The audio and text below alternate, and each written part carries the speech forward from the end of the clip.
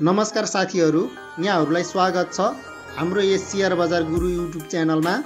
अन्ततः सर्वसाधारण लगानीकर्ताहरूको लागि नयाँ कम्पनी ट्रेड टावर कम्पनी लिमिटेडले पनि सर्वसाधारण लगानीकर्ताहरूको लागि आइपिओ निष्कासन गर्न मिति सार्वजनिक गरिसकेको छ।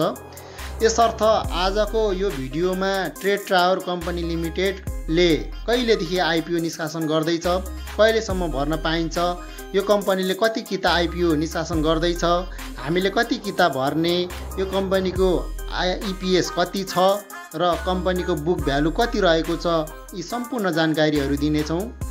यसर्थ तपाईहरू पनि पछिल्लो समय ससाना कम्पनीको आइपिओ भरेर नपरेर हैरान हुनुभएको थियो भने यो तपाईको लागि खुसीको खबर हुनेछ। यो भन्दा अगाडि आइपिओ निष्कासन गरेका कम्पनीहरूको तुलनामा यो कम्पनीले धेरै सङ्ख्यामा आइपिओ निष्कासन गर्दैछ। ट्रेड टावर कम्पनी लिमिटेडले पहिलो चरणमा निष्कासन गरेको आइपिओ बाँडफाँड गरिसके पछाडि अब अन्तिम चरणमा सर्वसाधारण लगानीकर्ताहरूमा जेठ 14 गतेदेखि आइपिओ निष्कासन गर्दैछ।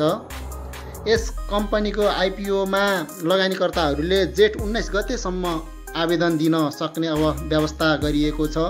कम्पनीले 100 रुपियाँ अङ्कित मूल्यमा का दरले 32,96,50,500 रुपियाँ बराबरको 32,96,505 किता शेयर सर्वसाधारण लगानीकर्ताहरूमा अन्तिम चरणमा निष्कासन गर्दैछ।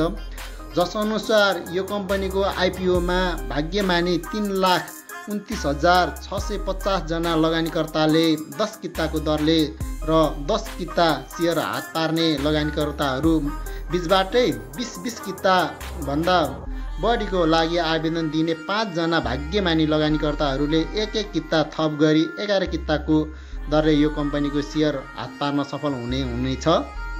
यो कम्पनीको वित्तीय अवस्था हेर्दा यो भन्दा अगाडि आइपिओ निष्कासन गर्ने माइक्रो इन्सुरेन्स कम्पनीहरू, हाइड्रो पावर कम्पनीहरू भन्दा एकदमै राम्रो रहेको छ। यस कम्पनीले निष्कासन गरेको आइपिओमा कम्तीमा 10 किता वा बढीमा 11 कितासम्म शेयर हात पार्ने चान्स रहेको छ। त्यसकारण तपाईहरूले यो कम्पनीको आइपिओ भर्ने सोचमा हुनुहुन्छ भने कम्तीमा 10 किता भर्नुहोला। यदि यो कम्पनीमा तपाईहरूले थप 1 किताको लागि पनि कम्पिटिसन गर्न चाहनुहुन्छ या 11 कितासम्म पाउँछु कि भन्ने आश लाग्छ भने तपाईहरूले 20 कितासम्म भर्नुहोला। जेठ 14 गतेदेखि आवेदन दिन सकिने यस कम्पनीको आइपिओमा जेठ 19 गतेसम्म आवेदन दिन सकिने व्यवस्था गरिएको छ। यस अवधिमा सम्पूर्ण शेयर खरिद गर्नको लागि आवेदन परेन भने आवेदन दिने समय जेठ 29 गतेसम्म लम्ब्याउन सक्ने कम्पनीले जनाएको छ। तर यो कम्पनीको आइपिओमा पहिलो दिनमा नै मागभन्दा धेरै आवेदन पर्ने उच्च सम्भावना रहेको छ। यसर्थ तपाईहरू सर्वसाधारण लगानीकर्ताहरू हुनुहुन्छ वा वैदेशिक रोजगारमा तपाईहरूले आवेदन दिनुभएको थियो, शेयर परेन भने पनि तपाईहरू सबैले भर्न पाउनुहुनेछ। यो कम्पनीको आइपिओ भर्ने सोचमा हुनुहुन्छ भने जेठ 19 गते भन्दा पछाडि नजानुहोला। जेठ 19 गते भित्रमा नै यो कम्पनीमा आइपिओ भरिसक्नुहोला।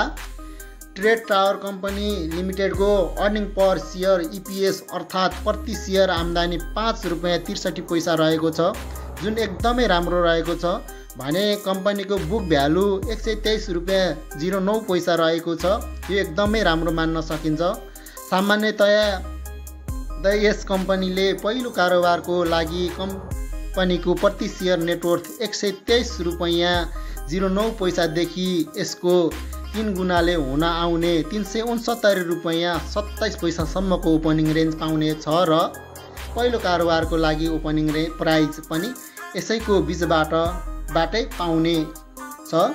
अझ भनौँ कम्पनीले ओपनिङ रेन्जको माथिल्लो बिन्दुबाटै ओपनिङ प्राइज पाउने छ, अर्थात् पहिलो कारोबार 169 रुपियाँ 27 पैसामा हुनेछ। यसै गरी करिब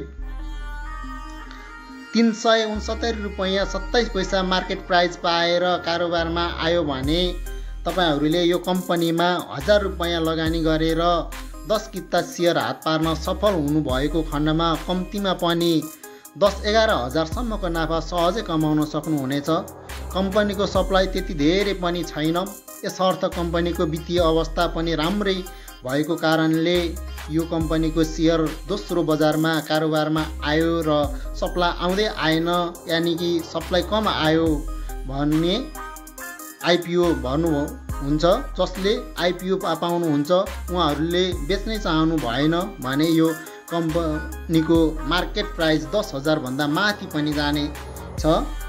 त्यसकारण तपाईहरू जो यो कम्पनीको आइपिओ भर्ने कि नभर्ने अन्यलमा हुनुहुन्छ भने तपाईहरूले ढुक्क भएर भर्नुहोला। यो कम्पनीको सेयर पाउनुभयो भने राम्रै नाफा कमाउने सम्भावना रहेको छ र पनि योभन्दा अगाडिका आइपिओ र एफपिओको तुलनामा एकदमै धेरै रहेको छ। यदि तपाईहरू यस्तै आइपिओ, एफपिओ र सेयर बजारसँग सम्बन्धित नयाँ अपडेटहरू हेर्न चाहनुहुन्छ भने यस च्यानललाई सब्स्क्राइब गर्नुहोला। यस च्यानलमा यस्ता अपडेटहरू आउने बित्तिकै भिडियो बनाएर अपलोड गर्नेछु। आजका लागि यति नै, धन्यवाद। जय सेयर बजार।